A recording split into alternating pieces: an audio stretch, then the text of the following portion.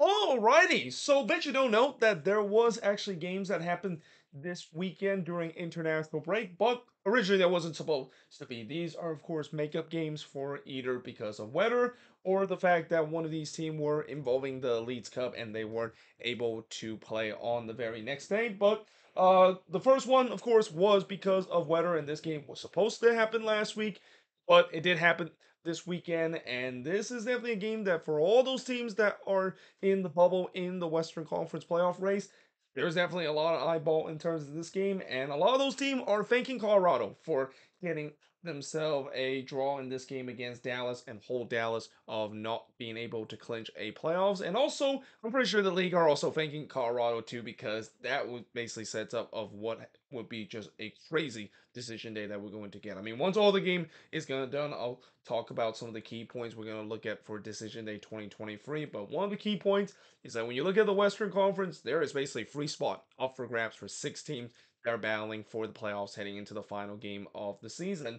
And again, a lot of that has to do with Dallas failed to get a win in this game to clinch a playoff position, albeit they are able to move up to eighth place in the standings after this draw. Now, early on, one thing I've noticed is that there was a lot of empty red seat in the game. Now, I understand that this game was postponed to another day, but for a game that is on the weekend, I mean, I'm kind of surprised the fact that there was a lot of red seats. I mean, Dallas this season, they have drawn pretty well. I mean, I know for a while Dallas has had problem in terms of their attendance, but this year and really for the past 2 or 3 years, so ever since the pandemic was over, Dallas has really drawn very well. So it was a bit of a surprise to see a lot of empty seats in this game, and especially a game that Dallas could clinch their playoff position if they can get a win against Colorado Rapids team that is sitting dead last in the Western Conference. Though early on in the third minute, Frazier did hit one that was clear off the line.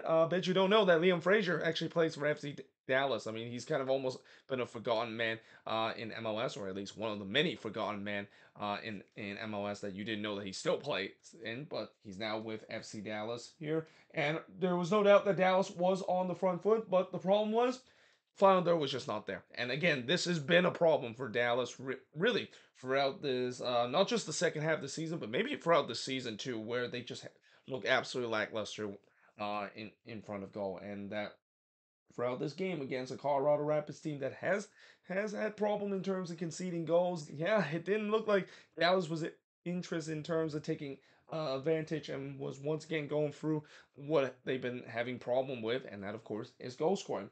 Though O'Brien did hit it into the side netting before Gutman with the Rapids' first shot, but he missed high from close range. But then in the 25th minute, Rapids takes the lead. It's Navarro scoring his first career MLS goal here to give the Rapids a 1-0 lead. This was kind of unfortunate for Cole Bassett, who, he's been in such a fantastic form, but he was victimized by the post. But thankfully, it fell right to Navarro. And honestly, Navarro, it's been kind of rough for his start of his career with the Colorado Rapids. So I think he definitely needed that goal. That is definitely a much needed goal for him to maybe get things going and maybe figure things out heading into next season. I mean, there's no doubt that I think he's probably gonna stick around because they fought him during the summer transfer window. I mean, it wouldn't make sense of them just getting rid of him after just a half season.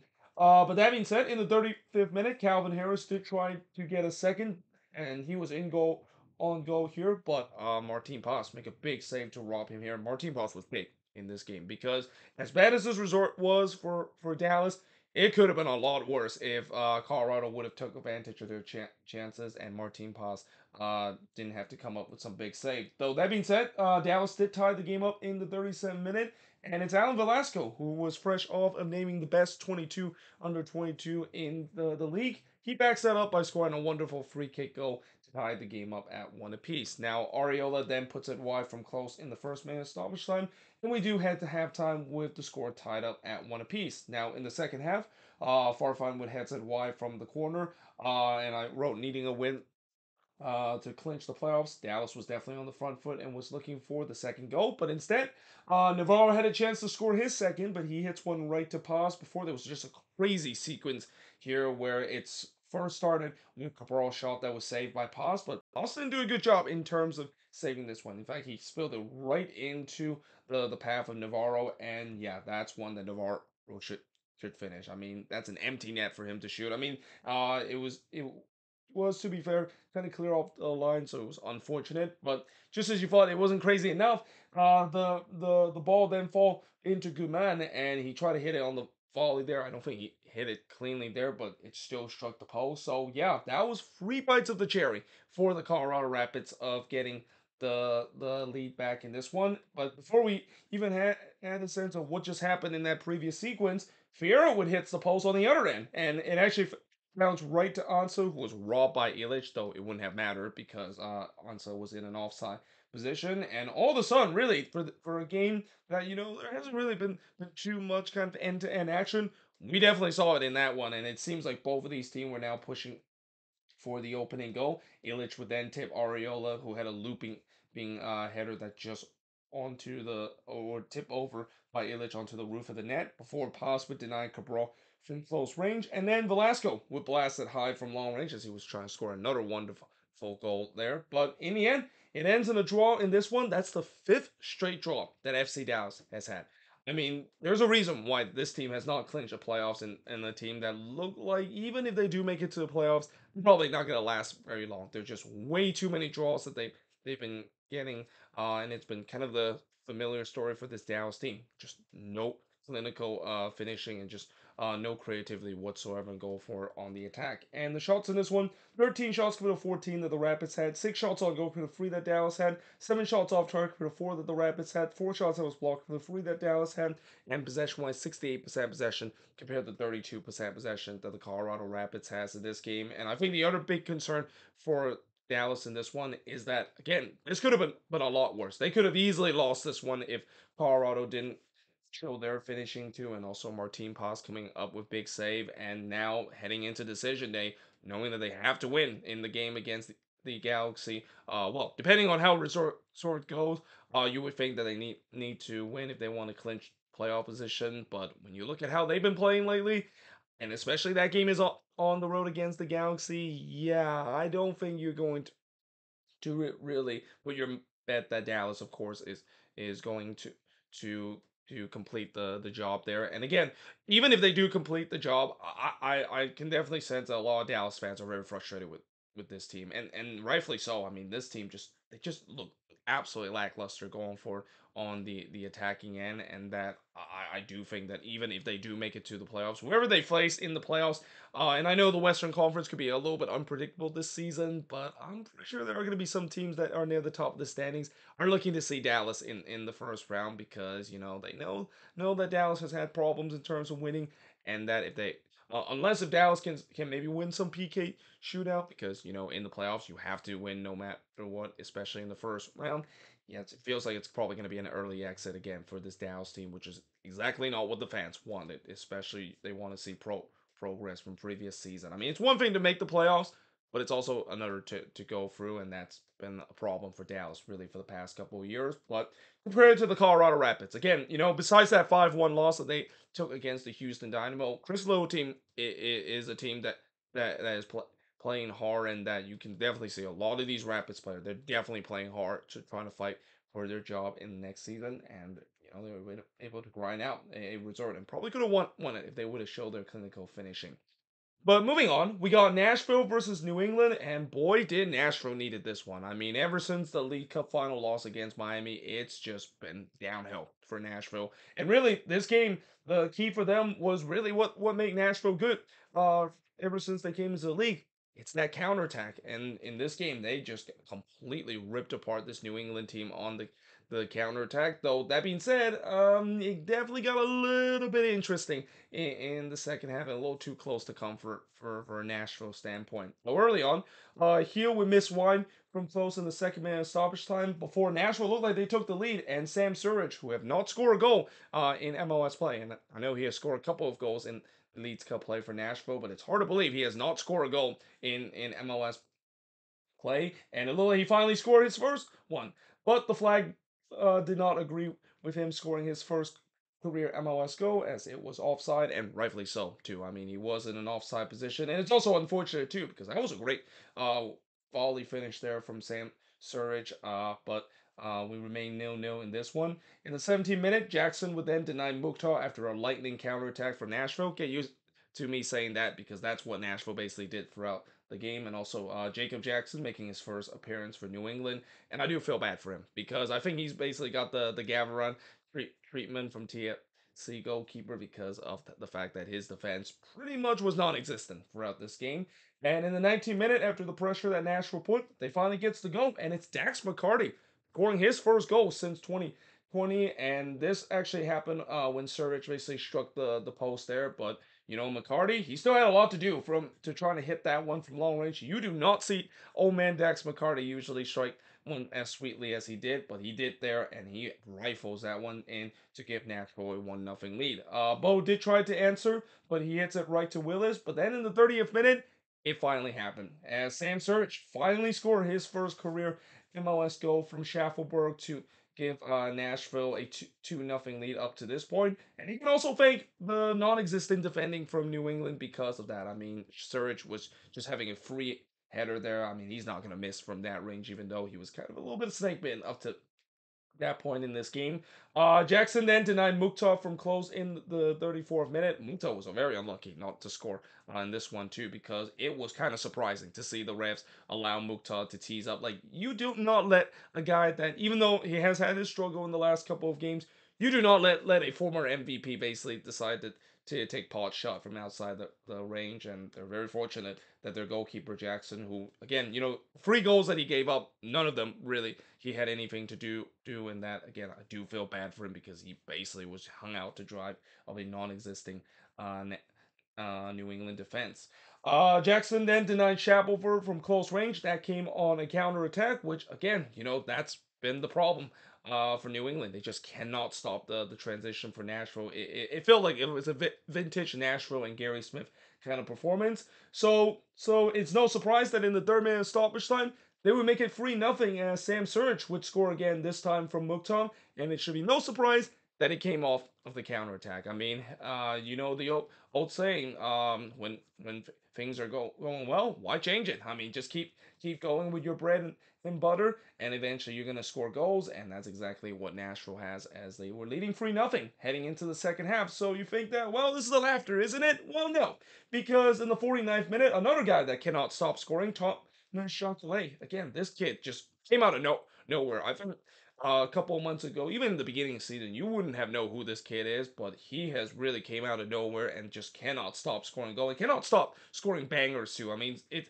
one thing of him scoring a lot of goals, but it's just insane how much that he is scoring these bangers kind of go off the volley, and he did it here again as he scored from Bo to make it 3-1 in this one. Surridge then go for a hat trick, but he missed wide there before Shankale would look for another two, but he missed wide in the 56th minute, but he wouldn't miss in the 71st minute as he scored again to make this a 3-2 game. And yeah, that's one that Joe Willis would not want to look back. I mean, Joe Willis has been a pretty solid goalkeeper for Nashville this season, but yeah, that's a moment he wants to erase from memory because it was a weak shot from him. He spills that one. It pretty much put right on the doorstep of Sean Calais, who said thank you very much. He made this a 3-2 game, and again, for a game that looked like it was a laughter, all of a sudden, yeah, it's got a little interesting, and you can definitely hear a pin drop too, because those Nashville fans, I mean, they're desperate in terms of seeing their team get a win, but it seems like they're probably going to have to do it the hard way, trying to hold on to this 3-2 lead. Jackson would then deny Surridge from close range. I mean, Surridge could have easily had a hat trick or even 4 goals in this one if he wasn't been denied by Jackson and also the post, and also not to mention the flag itself. And then Spalding would hit one right to Willis, and despite New England did put some pressure late, Nashville survived. They win 3-2 in this one, and the shots in this one, 23 shots compared to 13 that New England has. That's probably the most shot that Nashville has had in a while because that attack has really come into a grinding halt in the last couple of games, but it definitely found life in this one. 10 shots on goal for the 7 that New England has, 7 shots off target for the 3 that New England has, 6 shots that was blocked for the 3 that New England has, and possession-wise, 57% possession compared to the 43% possession that Nashville has in this game. And again, big win here for Nashville. Again, I know they clinch playoff position, but with the way that how things have gone, again, this team desperately need to win so that they can get some momentum. And if they can play like the way that they play and get that transitional going, I'm pretty sure you do not want to face this Nashville team because if they can get their transitional game going, this is a very dangerous team to face, and we'll see whether that can continue. But for New England, yeah, it's pretty clear that even if they do make it to the playoffs, this is a team that I'm pretty sure for all those teams that are near the top of the standings or even they're well, actually, New England is currently in fifth right now, and I think they would face Columbus in that first round meeting. You know, Columbus will be very happy to meet the New England Revolution, especially the fact that it feels like this is a Revs team that even though they're heading to the playoffs, it's a sinking ship right now, and it feels like it's a one and done for for them pretty much. Now moving on into the last game of the night. So it's the Galaxy and RSL, and you know it's a Galaxy game when there is a ton of shots that was generated by both of these teams, and there's also going to be goals that has happened. I mean, I said it before and I'll say it again. If you want to watch some entertaining soccer and if you want to watch a game where defense kind of seems optional at time, just tune into a Galaxy game because that's been kind of how it's been for the past month or so. Though, again, if you're a Galaxy fan, I'm pretty sure even with this entertaining brand of soccer, you're probably just kind of pulling your hair out and demanding Greg Vanny to change things up because the whole reason why they eventually got themselves eliminated is because they play this open brand of soccer that just doesn't really resort to much because their defense has just gone absolutely kaput in the last couple of games. Now, early on, McMath would rob Yoshida, who had a free header there in the 6th minute. But then 1 minute later, they would score to make it 1-0. Is Jovic scoring from Aguirre and Costa to make it 1-0 in favor of the Galaxy? I guarantee you that Dejan Jovic probably saw my Moving Forward series episode about the Galaxy a couple of days ago, and he's probably took it a little person. No, the fact that I put him on the disappointment list. So yeah, he scored here starting. I think this might be the first goal he have scored this season. When he's in the starting 11 because I believe most of the goals that he has scored has come off the bench. But yeah, that made it 1-0 in favor of the Galaxy. Though Brody did look to respond, but he was denied by the post. And I thought it was a good response for RSL. I mean, they could have easily cratered, but they were able to get themselves back into the game and was looking for the equalizer. Palacio would miss high from close range before Vera puts it high from long range. But then in the 34th minute, Douglas Costa would score here as he scored from Jovic and Sharp to make it 2-0 in favor of the Galaxy, and that was just vintage Galaxy attack. I mean, this is why the Galaxy is a well-known club. They have always had some of the best talent on the attacking end, and even though these names are not as well known as some of the names that we've seen in the past, like Donovan Beckham and Robbie Keane, I mean that goal that was scored really reminds me of that trio from a couple years ago. Just such a great build up there from the Galaxy. And yeah, they made it 2-0 up to this point. It could have been 3-0 if McMath didn't rob Sharp on the back post, and that would be a big save too, because in the first man of stoppage time, really the last kick of the game, or the last kick of the first half, that is, Julio would score from Palacio to get one back for RSL, and it came over the deflection. A little fortunate there for RSL and certainly for Anderson Julio, but yeah, that is something that for Galaxy fans have seen that happen before, and that yeah, they feel like, yep, looks like it's gonna be one of those games where there's gonna be they're probably gonna have to score 3 or 4 goals if they want to win it. I mean, not because of the bad luck, but also just the fact that yeah, they seen this story before. It seems like this defense, who hasn't been great the last couple of weeks, it seems like they might fall apart again. And we do head to halftime with the Galaxy leading 2-1. Though in the second half, Hadargo would miss wide from close range before McMath would deny Sharp from close. Then he denied Jovic from a point blank effort, and at this one, I thought McMath is refused to be beaten again in this. I mean, he at times in this game has single handedly keep this RSL team. I mean, you talk about bad defense for the Galaxy. RSL didn't really defend very well either. I mean, there's been time that Zach McMath had to come up big to bail this team out. Because after Aguirre would heads it wide from the corner, Marcel would tie in the 76th minute. It's Diego Luna, the ones that ties the game up, and yeah, that was not great defending there from the Galaxy. I mean, you cannot let Luna able to kind of walk easily in the box and strike it with no no attempt to trying to block the shot. And yeah, I mean that just again just sums up the Galaxy the last month or so. They're as much as they've been very good on the attacking end, defensively they are absolutely a mess. Then Kai would look for a late winner, but he hits one right to Mikevich. If Axel Kai scored, I think he would have been the youngest goal scored in MLS history because this is a guy that I know. No, I think the record might have been broken now for the youngest player to ever appear for an MLS game, but it's hard to believe he appeared in an MLS game in just I think a year ago in the age of just 14 years old. Though in the second minute of stoppage time, Mikevich would deny Gomez in the near post, and really at the end, it looked like RSL was looking to steal all 3 points on the road, but in the end, it does ends in a 2-2 draw. And the shots in this one, again, to just tell you how this is a Galaxy game, there's going to be a lot of shots. There's 16 shots compared to 20 that RSL had. So in the last game, when they play against the Loons, the combined total shot for both teams was 46. In this one, it was 36. So again, like I said, if you want to watch an MLS game that has entertainment and a lot of shots and at times optional defending, then watch a Galaxy game because that's what they produce. 7 shots on goal for the 6 that RSL had. 7 shots that was blocked for the 1 that Galaxy had.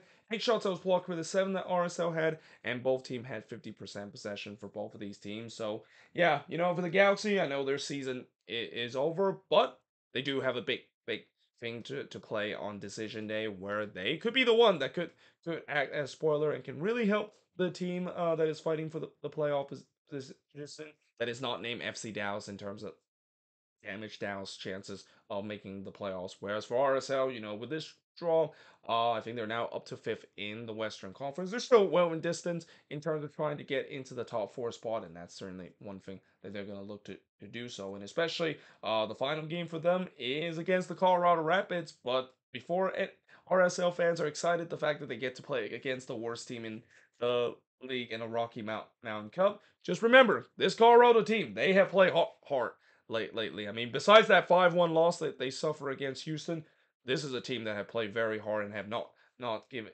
have been easy for team to get 3 points. So I don't think that's going to be a guaranteed win for RSL when they do face against that Colorado team for them to get themselves into the top four so they can have home field advantage in the first round of the playoffs.